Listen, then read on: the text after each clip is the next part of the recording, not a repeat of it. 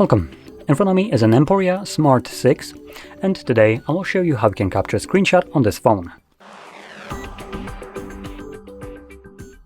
So, to get started, you'll want to open up content that you wish to capture. I'll be using home screen as an example for this, so home screen is already open and visible on my screen.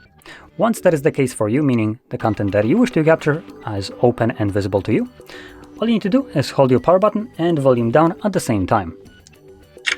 You have the sound along with the pop-up right here, which allows you to capture a scrollable screenshot, edit, and share.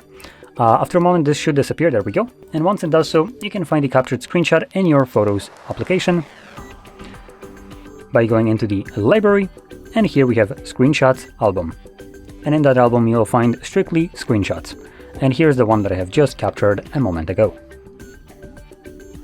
So, with that being said, if you found this very helpful, don't forget to hit like, subscribe, and thanks for watching.